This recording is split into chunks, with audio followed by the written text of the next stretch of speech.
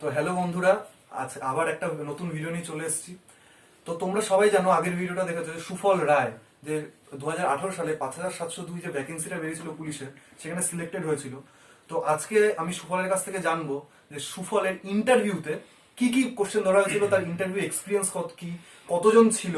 তো সুফল, ইন্টারভিউ রুমে যখন ঢুকলি, হ্যাঁ, কি ড্রেস, কি ফর্মাল, কি ফর্মাল? ফরমাল শু মানে আমি এই নিয়ে 3বার ইন্টারভিউ রুমে ঢুকেছি। আচ্ছা। আমি এর আগে 2016 সালে কলকাতা পুলিশ, 2017 সালে বেঙ্গল পুলিশ ইন্টারভিউতে গেছিলাম। সুতরাং এবার ইন্টারভিউতে যে গেছিলাম অতটা নার্ভাস ফিল করিনি, যেটা প্রথমবার আমি করেছিলাম। যেটা হয় এক্সপিরিয়েন্সের একটা দাম থাকে, এক্সপিরিয়েন্স অভাব ছিল, সেবার তাই নার্ভাস করেছিলাম। এবার এক্সপিরিয়েন্সটা ছিল, আমি যেখানে পড়তাম মসন্তপুর স্যারের কাছে, যে স্যার যথেষ্টভাবে ট্রেন করেছে। এছাড়াও আমি আগের ভিডিওতেও বলেছি যে আমার গুরুদেব সোমনাথ দাস, সে আমাকে যথেষ্টভাবে ট্রেন করেছে। আগের দিন রাতে 1 ঘন্টায় আমাকে মাঠের মধ্যে ইন্টারভিউ নিয়েছে। আরে তার বাড়িতে একটু লোকজন এসেছিল, তাই জন্য আমার বাড়িতে লোকজন ছিল সে সময়। মাঠের মধ্যে সেই দাদা 1 ঘন্টা ধরে ইন্টারভিউ নিয়েছে, বলছে তোর এটা ঠিক নেই, ওটা ঠিক নেই, মানে একদম যতটা ভাবে আমাকে গ্রুমিং কিরকম হবে একটু গ্রুমিংটা?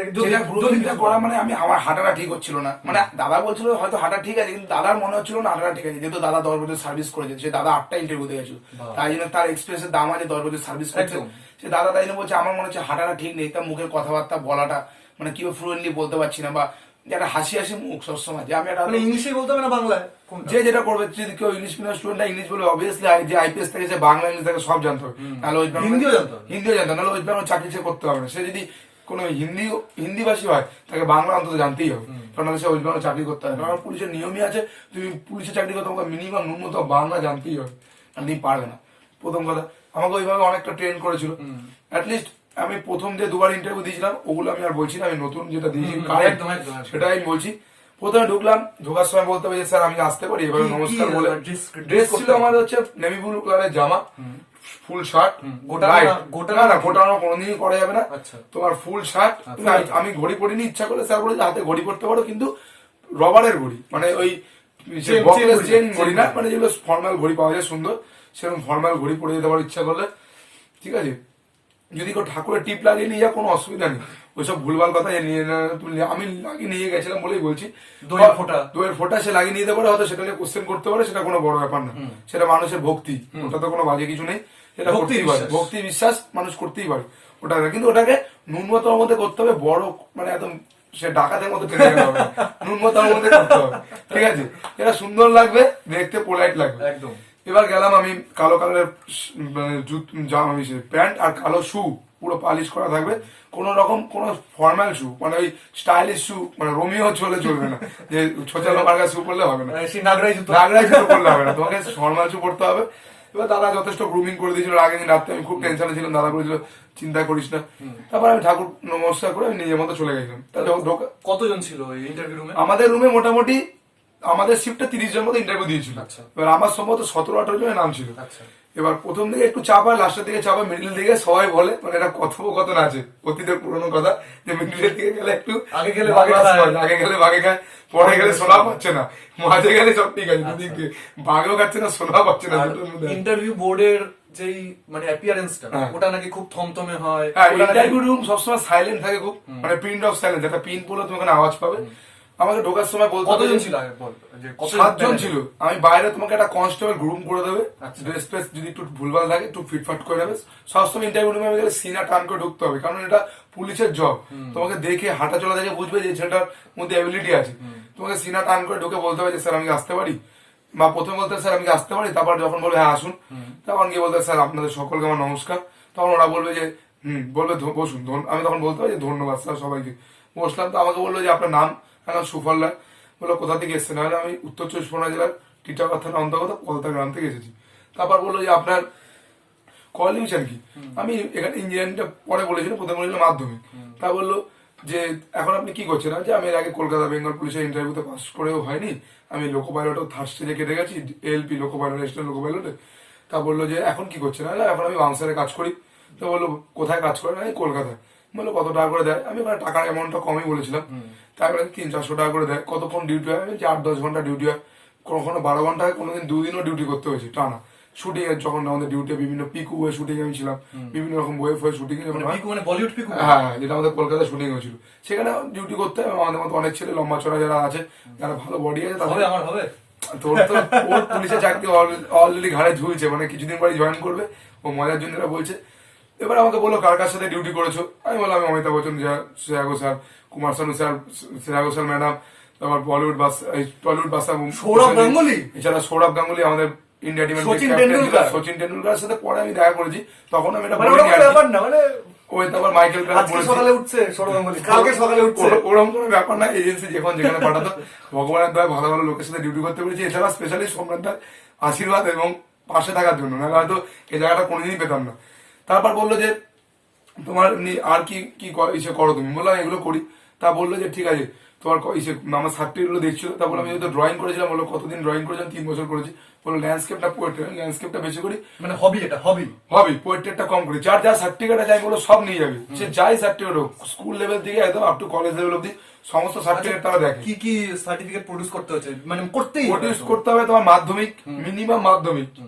এবার যদি কেউ আপার কোয়ালিফিকেশন দেখাতে পারে নিয়ে যেতে পারে, তার রেজাল্ট, অ্যাডমিট, আধার কার্ড বা ভোটার কার্ডে দুটো করে জেরক্স, একটা ওরা নিয়ে নেবে, একটা মনে রাখ, সবকিছু অরিজিনাল। ওকে, ঠিক আছে, এগুলো সব নিয়ে যেতে হবে। ফটো 6 কপি ফটো, আমি বলে 10 কপি ছোট করে নেওয়া ভালো, কারণ ইমিডিয়েট ফটো চাইতেই পারে, এক একটা জায়গায় এক এক রকম নিয়ম হয় তো, তাই এরকম ফটো। তবে এখন আমার বেলা বায়োমেট্রিক ছিল, বায়োমেট্রিক দিয়ে ঢুকেছিলাম, এবারে বায়োমেট্রিক হচ্ছে, এবারও আছে। আমার বেলা ইন্টারভিউ বায়োমেট্রিক ছিল, বায়োমেট্রিক দিয়ে ঢুকেছিলাম, যেটা আগের দুবার আমি পাইনি, এবার যখন মাঠে ছিল। তারপর জিজ্ঞাসা করলো যে তুমি কি কি করো, তা বললো আমাকে বার্নপুর কোথাও অবস্থিত, আমি বলি যে আমি আসানসোলের আশেপাশে অবস্থিত, মানে জিওগ্রাফিটা ভালো করে পড়তে হবে। জিওগ্রাফিটা। এবার আমি মনে করি যে কাকে কি কোশ্চেন দেবে কেউ জানে না, আচ্ছা। সুতরাং একটা যে কোনো সাবজেক্ট থেকে যার যা কোয়ালিফিকেশন থাকে, কেউ যদি গ্র্যাজুয়েশন অনার্স থাকে তাকে তার সেই সাবজেক্টের সঙ্গে অন্তত ভালো করে জানতেই হবে। কেন তাকে যদি অন্য কোশ্চেন সাবজেক্ট দিয়ে করে, সে যদি বলে আমি জানি না, তাতে কোনো অসুবিধা নেই, কিন্তু যদি সে নিজের সাবজেক্টের কোশ্চেন না পারে সেটা নেগেটিভ। আচ্ছা। বাট ইন্টারভিউ রুমে যদি পারলেই চাকরি হয়, না পারলেই চাকরি হবে, এরকম কোনো বাধ্যতা নেই। আমার এমনও বন্ধু আছে 17টা কোশ্চেন করেছিল, একটাও পায়নি, সে চাকরি করছে। আবার 10টা কোশ্চেন 10টাই পেরেছে, সে কোনো চাকরি হয়নি। এমন হতে পারে, হতে পারে, হয়েছেও, আচ্ছা। ইন ফিউচার হয়েছে, পাস্টে হয়েছে, এর আগে ফিউচারে এরকম হবে। সুতরাং তোমাকে আগে নার্ভটা ধরে রাখতে হবে, হ্যাঁ। মানে নার্ভ ফেল করলে হ্যাঁ, হবে। ওখানে 7 জন থাকবে, সামনে একজন আইপিএস থাকবে তোমার সোজাসুজি, একজন সাইকোলজিস্ট থাকবে, ডিএসপি থাকবে, এরকম অনেক মনোবিদ থাকবে যারা তোমাকে দেখবে, জাজ করবে তুমি, আর প্রত্যেকের দিকে আই কন্টেনশন করে তোমাকে অ্যান্সার দিতে হবে। এছাড়া প্রত্যেকের কথা তোমাকে ফ্লুয়েন্টলি বলতে হবে, কারণ একজন কোশ্চেন করার শেষে আরেকজন কোশ্চেন করবে, সে দুটো কোশ্চেন তোমাকে মাথায় রাখতে হবে, কনফিউজ করে দিতে পারে, কনফিউজ করে দিতে হবে। কখনো তুমি বলতে পারো যে স্যার কোশ্চেনটা আরেকবার বলুন, কখনো এটা বলা যাবে না। আর যদি যদি কেউ মানে শুনতে একটু ঘাবড়ে যায়, সে সময় হয়তো বলতে পারে, কিন্তু নেগেটিভ বলবো, আমি মনে করি না বলাই ভালো। আচ্ছা। ঠিক আছে, আমি জানি না, ওটা এরিয়ায় চলে গেলে ভালো হয়, কেন কোশ্চেন তোমাকে পর পর করতেই থাকবে, রেস্ট দেবে না। এবার ইন্টারভিউ দেবে, কেউ 30 সেকেন্ড থাকে, কেউ 25 মিনিট থাকে, আমার 15 মিনিট ছিলাম, আমি অনেকটা টাইম ওখানে ছিলাম, যাই হোক খুব একটা ভয় লাগেনি। এবার আমাকে বলেছিল একটা ফুল ফর্ম জিজ্ঞেস করলো 3 অক্ষরের, আমার ঠিক মনে পড়ছে না। আমি স্যার আমার এই মুহূর্তে মনে পড়ছে না। কেউ যদি না জানো তখনই বলবে স্যার আমার এই মুহূর্তে মনে পড়ছে না, কোনো কিছু বানিয়ে বলার দরকার নেই, কেন ওখানে যারা বসে আছে তারা আইপিএস, হ্যাঁ, তোমাকে বলে ইন্ডিয়ান পুলিশ সার্ভিস তারা করে এসছে, ইউপিএসসি মাধ্যমে ইন্ডিয়ান পুলিশ সার্ভিসে চাকরি করছে, তারা কাছে এইসব কোনো ব্যাপারই না। ডাব্লিউবিসিএস যে ডিএসপি হয়, ডাব্লিউবিসিএস যে ডাইরেক্ট ডিএসপি গেছে, সাইকোলজিস্ট গেছে, একজন মনোবিদ গেছে। সুতরাং কোনো মিথ্যার আশ্রয় না, চালাকি কোনো দরকার নেই। পারছি না স্যার, আমার এই মুহূর্তে মনে পড়ছে না, বা আমার এই কোশ্চেনটার অ্যান্সার জানা নেই। সবসময় উঠতে স্যার, বসতে স্যার, কথা বলতে স্যার, কথা পড়ে স্যার, স্যার কথাটা সবসময় বলতে হবে, পোলাইটনেসটা থাকতে হবে, হাসি খুশি থাকতে হবে, কোনো চিন্তার ভয় জানা যাবে না। এইভাবে ইন্টারভিউটা তুমি ঠিকঠাক যদি দাও, সাকসেস হবে। অ্যাকচুয়ালি আমি মনে করি রিটেনে যদি কেউ বেশি পায়, তার ইন্টারভিউ রুমে চাপটা হালকা হয়ে যায়। আমার কি হবে ভাই, ওর যেমন রিটেনে 58 পেয়েছে, আমাকে বললো 58, আমি মনে করি এবার বেঙ্গল পুলিশের কাট অফ খুব বেশি হলে 42 থেকে 44, ইউআর জেনারেল কত যেতে পারে, ইউআর ম্যাক্সিমাম 42 থেকে 44, 100 ফাইনাল 100 100%। এর বেশি যাবে না, এর কম হবে, বেশি যাবে না। এসসি আমি যা অ্যানালাইসিস মোটামুটি ওই যা করেছি, এক্সপেরিয়েন্স 41 থেকে 40, 39.5 থেকে 41 এর মতো থাকবে। ঠিক আছে, এসটি থাকবে 37 থেকে 39 এর মতো। এখন এসটি ডিফারেন্স খুব একটা হয় না, 2-1 নম্বর হেরফের হয়। তোর কি নম্বর ছিল? আমার ছিল হচ্ছে 62, আমার 52 ছিল আমার রিটেনে। আর আমি ইন্টারভিউ আমার অবভিয়াসলি ভালো হয়েছিল, স্যাররা বলেছিল যে তুমি যখন শুনেছে বাউন্সারের কাজ করো, স্যাররা খুবই মানে 10 পেয়েছিস, 10 15 মধ্যে 10। আমি 8 পাওয়ার আশা ছিল, হয়তো কোনো কারণে হয়নি। ঠিক আছে, 62 আমার হয়েছিল। যেহেতু আমার রিটার্নের 52 ছিল, আমি আশাবাদী ছিলাম চাকরিটা পাবোই। এবার তাও পুরোপুরি আশাবাদী হতে পারিনি, কারণ এর আগে এবার 2বার সাকসেস হতে পারিনি। এছাড়া আমি লোকো পাইলটও থার্ড স্টেজে কেটে গেছি, আরপিএফ এও থার্ড স্টেজে কেটে গেছি, মেরিটে বাদ গেছি। আমি রেলওয়ে প্রোটেকশন 7-8টা পরীক্ষায় মেরিটে বাদ গেছি, এরকম 9 নম্বর পরীক্ষা আমার সাকসেস। সুতরাং আমি একটা কথা বলবো যে মাইকেল জর্ডন একটা কথা বলেছিল, আমি দেখেছিলাম পেপারে, আমি এটা পড়েছিলাম, আমাদের সোমনাথদা বলেছিল, ওটা পাঠিয়েছিল আমার ইন্টারভিউর আগে, মানে গায়ে কাটা খাড়া হয়েছে। মাইকেল জর্ডন বলেছিল যে আমি স্কুলে বাস্কেটবল টিম থেকে বাদ গেছিলাম, আমি জীবনে 300 বেশি ম্যাচ হেরেছি, মা বাবার আশা প্রত্যাশা সব মাটিতে মিশিয়েছি, 24 বারের মতো আমি ফাইনাল হারিয়ে দিয়েছি, তা সত্ত্বেও আমি নিজেকে কোনোদিনও হার মানিনি। তাই জন্য আজকে আমি বিশ্বের 1 নম্বর বাস্কেটবল প্লেয়ার হয়েছি, কিংবদন্তি প্লেয়ার মাইকেল জর্ডন, আমেরিকার প্লেয়ার, ইউএসএ। তো তোমরা দেখতে পাচ্ছ যে এই রকমের কনফিডেন্স তোমাদের রাখতে হবে, তাহলে গিয়ে তোমাদের আলটিমেট সিলেকশনটা হবে। তো আর আমার শেষ প্রশ্ন, বল। যে অনেকে বলে যে আমার 3.5 মিনিট হয়েছিল, আমার 4 মিনিট হয়েছিল, আমার 1 মিনিট হয়েছিল, 2.5 মিনিট হয়েছিল, একদম অ্যাকুরেট কেউ বলতে পারছে না যে কতক্ষণ ইন্টারভিউ 30 সেকেন্ড হতে পারে, আচ্ছা। 30 মিনিটও হতে পারে, এটা ভ্যারি করবে। ভ্যারি করবে। কিন্তু আমি যতদূর জানি কনস্টেবলের ইন্টারভিউ বেশিক্ষণ হয় না, এসআই ইন্টারভিউ অনেকক্ষণ, আমি শুনেছি, যেহেতু আমি যাইনি, না জেনে আমি কোনো কিছু বলবো না। যারা গেছে তাদের কাছে শুনে নেবেন। আমার বন্ধু আছে, খুবই ট্যালেন্টেড ছেলে, ও আমার একদম ক্লাসমেট ছিল, ঠিক আছে, হয়তো আমার আগে হয়ে গেছে, ওর হবে, এটা কোনো বড় ব্যাপার না। সুতরাং আমার বন্ধুর এবার চাকরি হয়ে যাবে, তাছাড়াও খুব ট্যালেন্টেড ছেলে, ও এর থেকেও বেটার চাকরির, আমি মনে করি এর থেকেও বেটার চাকরি পাওয়ার মতো ছেলে। কিন্তু এখন যেহেতু চাকরি নেই, ছেলে মেয়ে অনেক ট্যালেন্টেড ছেলে এখানে আসছে, আমাদের ব্যাচমেট এমটেক পাস করেও আমাদের ওখানে ট্রেনিং করছে, এমটেক মতো পাস করে, মাস্টার ডিগ্রি পাস করেছে, তাও গভর্নমেন্ট কলেজ থেকে।